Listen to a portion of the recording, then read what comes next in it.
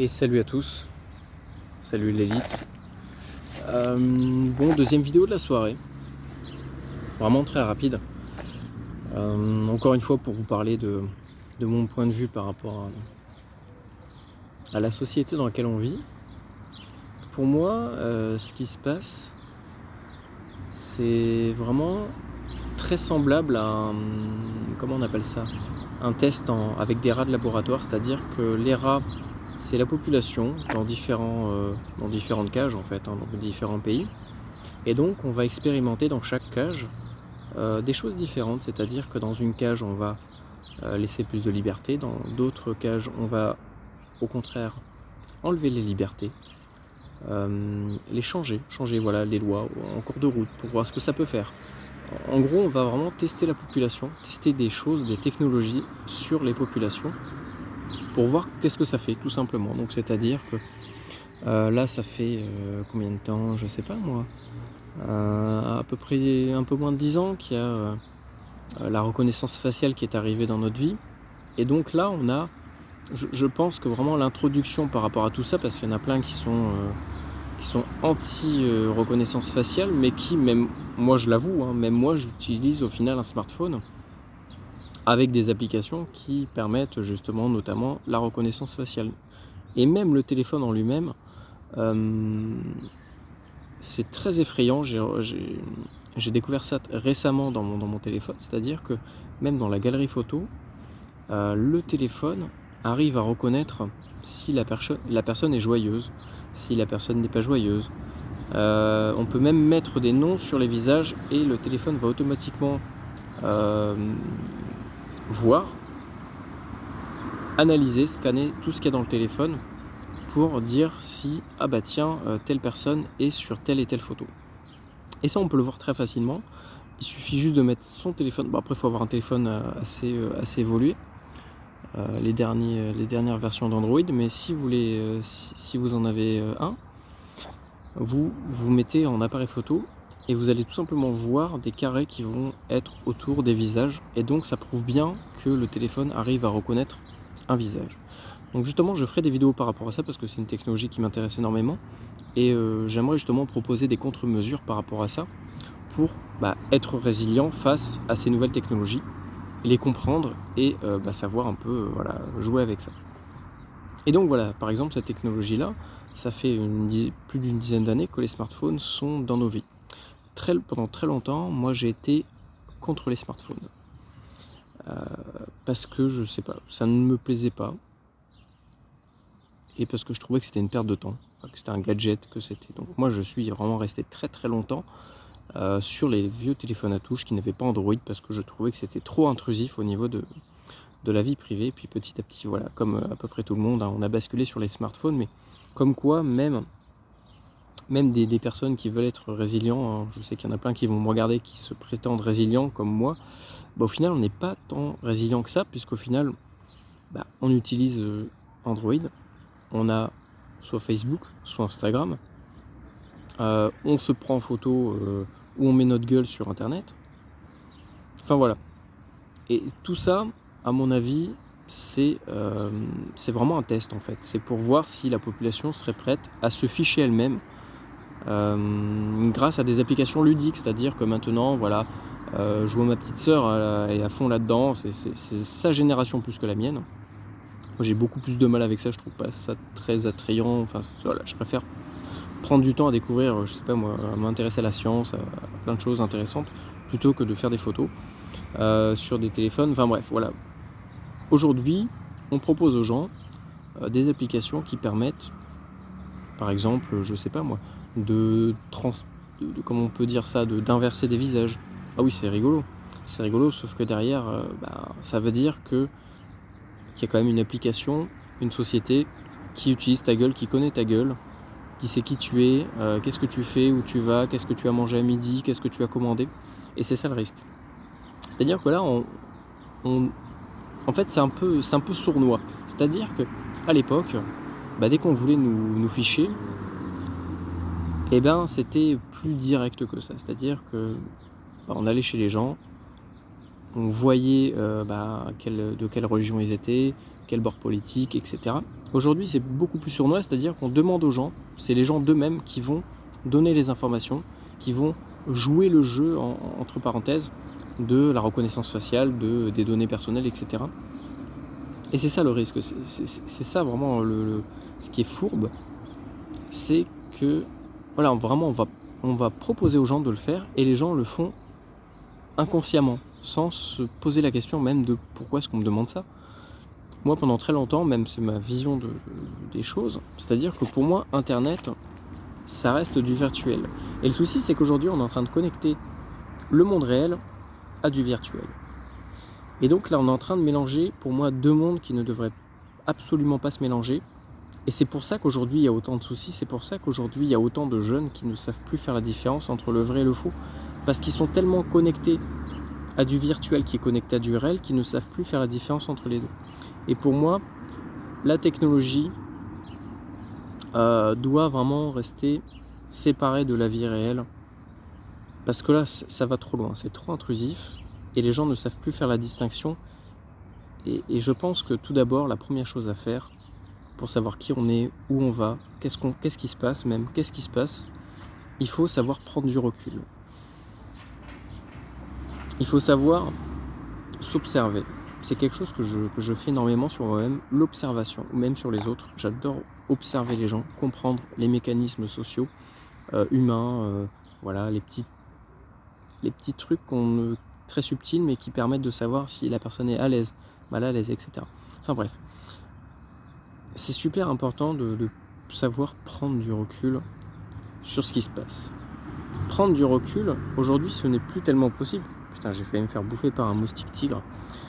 Puisque tout est interconnecté à Internet. C'est-à-dire que, même sans le vouloir, par exemple, je marche dans la rue. Voilà, je suis un anti numérique. Imaginons, je suis un anti numérique contre les caméras, contre Android, contre Google, contre tout ça.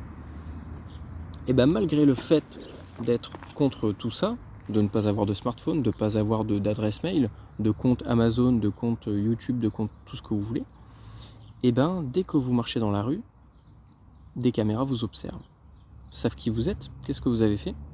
Ces bases de données là, qui les utilise? Peut-être que c'est Google au final. Peut-être que le magasin dans lequel vous avez donné inconsciemment votre nom, votre adresse, votre numéro de téléphone, si vous en avez un, votre adresse mail, peut-être que inconsciemment vous vous êtes dit bon voilà, ça me permet d'avoir une garantie, des réductions, etc. Mais d'un autre côté, rien ne vous dit que Google au final n'est pas en possession de ces données-là. Donc même en étant anti tout ça, même en vivant contre la technologie, sans la technologie, on vit avec la technologie quand même. C'est-à-dire qu'aujourd'hui on nous impose, il y a voilà, on nous impose le fait de, c'est une vie, c'est un monde tout numérique. Aujourd'hui, nous n'avons plus le choix, et ce n'est pas normal. Pour moi, c'est une atteinte à la liberté, comme dès qu'on va dans un magasin, aujourd'hui, ça me rend fou. C'est-à-dire qu'aujourd'hui, dès que je vais dans un supermarché, il y a des fois où je suis obligé de payer à une caisse automatique par ma carte bleue. Bah non. Pourquoi ? Comment ça peut être légal ? Moi, je paye en liquide à quelqu'un de physique. C'est le principe d'un magasin, c'est le principe du commerce. Et c'est ça dont il faut vraiment se battre pour garder notre liberté. Ça, c'est une atteinte à la liberté, mais c'est sournois, c'est-à-dire qu'on va nous vanter les mérites du sans contact, on va nous vanter les mérites de la carte bleue. Voilà, il y a une garantie, ça évite l'argent falsifié, etc. Sauf que l'argent falsifié, faut pas se leurrer, c'est très très minime. Aujourd'hui, voilà, il y a aussi utiliser sans contact, ça permet d'éviter les contaminations.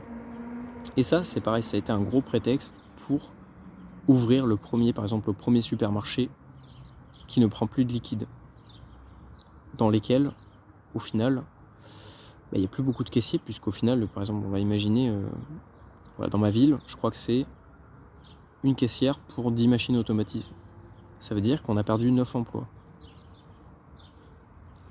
Et je pense que c'est un tout, et il faut savoir prendre du recul à un moment donné. Mais le problème, c'est que prendre du recul dans un monde où même en voulant être déconnecté de ce monde-là, du monde numérique, on est quand même connecté dedans.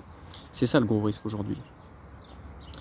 Et je pense que être résilient, c'est bien de savoir faire du feu, c'est bien de savoir faire une tente, voilà, ça c'est très bien, chasser, ok. Mais je pense qu'il faudrait passer à la vitesse supérieure, à se dire là actuellement dans ce monde-là, comment on peut être plus résilient face à tout ça. Plutôt que de... Moi le premier, j'ai déjà commandé sur Amazon parce que des fois j'ai pas le choix. Mais ça me fait bien chier et j'ai plus envie de commander là-dessus. Et j'en vois plein qui sont, ah là là, il y a des promos sur machin, sur le filtre bidule, qui sont à fond là-dedans. Mais au final, les gars, on n'est pas résilient au final, puisqu'on passe par internet et que tout ce qu'on achète, quelqu'un le sait. Une société qui peut en faire ce qu'elle veut, c'est ce qu'on achète. Et donc ça peut être aussi des failles par rapport à notre vie. C'est-à-dire que, je sais pas, moi, imaginons, j'achète mon système de sécurité, c'est pas forcément des trucs bizarres, hein, mais j'achète mon système de sécurité sur un site X. Et que le site X revend les données, je sais pas moi, à la société Y, qui, dans sa base de données, a toutes les données en clair. Et bien peut-être que quelqu'un de mal intentionné, la personne Z, va utiliser la donnée X sur la base de données Y pour savoir ce qu'il y a chez moi, savoir où j'habite, puisqu'aujourd'hui avec Internet on est tracé, hein, avec les téléphones on est tracé en permanence. C'est ça aussi qu'il faut comprendre. Et ça peut permettre à quelqu'un de mal intentionné de savoir tous les systèmes de sécurité qu'on a chez nous et de forcément trouver la faille. Tout a une faille en fait. Il suffit juste d'acheter le même système de sécurité, expérimenter dessus et on trouve forcément la faille et puis à partir de là on sait comment l'exploiter. C'est tout simple. Et aujourd'hui en fait, je pense qu'on veut tellement tout, on pense que le numérique est l'avenir, sauf que non, le numérique est un ennemi sournois, un ennemi fourbe qui nous fait croire que tout est plus facile, mais au final on ne sait plus rien faire. C'est-à-dire qu'aujourd'hui, je me rends compte qu'il y a des caissiers qui ne savent plus faire un rendu monnaie de tête, que c'est la machine qui fait le calcul à sa place. C'est un truc tout simple, mais ça plus le fait de, je sais pas moi, que ça soit une application qui choisit à notre place la musique qu'on va peut-être préférer, ça nous empêchera peut-être aussi de découvrir certains groupes qui auraient pu nous intéresser dans d'autres genres. Voilà, en fait, je sais pas moi, voilà, ça peut être plein de choses. Et je pense qu'aujourd'hui, vraiment, le numérique est notre principal ennemi. Et donc, si vous voulez être vraiment résilient, commencez par vraiment vous intéresser au numérique. J'en vois plein qui disent « Ouais, mais le numérique, c'est pas de mon âge, nanani, je suis trop vieux pour... » Ou alors, non, la plupart du temps, il ne faut pas se le cacher, c'est des gens qui ont la flemme d'apprendre, qui ont la flemme d'expérimenter, qui n'ont pas envie de perdre du temps à savoir, à apprendre. Alors que c'est la base. La résilience, c'est savoir, c'est apprendre, c'est expérimenter. Il ne suffit pas de regarder un tuto pour savoir faire quelque chose. Moi, des fois, je regarde des tutos pour faire des trucs. Au final, je me rends compte que sur le terrain, c'est pas du tout pareil. Et comment je fais si je ne sais pas improviser, si je sais pas, si je prends pas des risques à mettre les mains dans le cambouis, il se passera rien et j'apprendrai rien et je serai pas résilient. Et donc là, c'est pareil. La technologie, il faut qu'on s'y penche. Il faut proposer des outils pour être résilient face à telle et telle situation. Il faut arrêter de se faire berner. Et il faut arrêter d'être trop comment dire, de penser toujours que ça arrivera qu'aux autres. Et non, il faut qu'on soit résilient face à tout ça.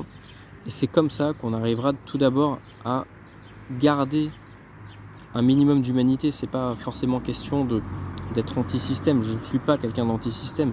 En soi, le système, il faudra forcément un système dans lequel fonctionner. Mais là, le système va trop loin et les gens qui mettent en place tout ça ne sont pas des gens, c'est pas leur domaine. C'est pas leur domaine de prédilection, comme le gouvernement. Le gouvernement n'est pas à même de savoir si la reconnaissance faciale est une bonne chose ou non. Mais c'est que derrière, il y a des financements, il y a des contrats qui sont signés, il y a des sociétés, il y a de l'argent, donc forcément, il y a des gens qui vont vanter les mérites de cette technologie-là, mais ils vont pas forcément parler des risques, des dégâts collatéraux que ça peut faire. Et donc voilà, si on veut rester un minimum humain et pas forcément vivre comme des machines ou des esclaves, puisqu'au final des machines c'est des esclaves, hein. Si on regarde bien dans le principe même de l'informatique, vous avez le maître et l'esclave. C'est comme ça. Ça a toujours été comme ça. C'est un principe de l'informatique. Vous regardez sur les vieux disques durs, vous avez master slave. Voilà, c'est comme ça. Les machines sont des esclaves et on est en train de nous transformer en machines en nous enlevant nos émotions, en nous déconnectant des gens, que ce soit par les caisses automatiques, que ce soit par les réseaux sociaux, que ce soit par les peurs de quelque chose. Voilà, tout est fait pour nous isoler, pour mieux nous contrôler, pour mieux... C'est ça le risque. Je dis pas que le gouvernement veut notre mort ou je sais pas quoi. Non, je veux pas non plus rentrer dans des trucs comme ça. Mais là, actuellement, on vit dans une société où tout doit, de rentable, où tout doit être rentable. Notre temps, il faut le rentabiliser. Notre travail, il faut le rentabiliser. Tout ce qu'on fait doit être rentabilisé. Et ça, c'est pareil. Ça nous fait réfléchir comme une machine. Les machines, leur seul rôle, c'est de calculer. Et aujourd'hui, tout passe par du calcul dans notre vie. Alors qu'on pourrait vivre autrement, avec des émotions, avec des sentiments, avec des envies, avec des besoins. On vit surtout actuellement, on vit surtout avec des besoins, parce qu'on nous prive de plein de choses et donc on a des frustrations. Et donc ça engendre des soucis derrière, qui sont exploités pour vendre des médicaments, des cigarettes, de l'alcool, de tout ce que vous voulez. Et c'est ça le risque aujourd'hui, c'est que par tout ça, petit à petit, on nous déshumanise, on nous déconnecte des autres. On veut tellement être connecté qu'on est déconnecté de tout en fait. C'est ça le gros risque.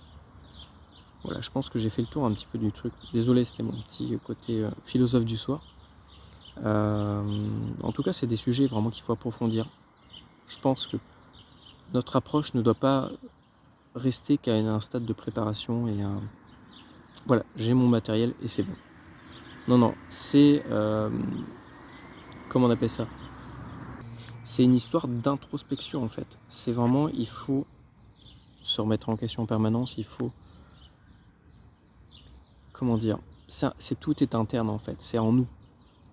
En vrai, il n'y a pas besoin d'acheter du matériel, il n'y a pas besoin d'acheter le dernier Moura, ni le dernier filtre pour être résilient. C'est avant tout intérieur. C'est avant tout un choix.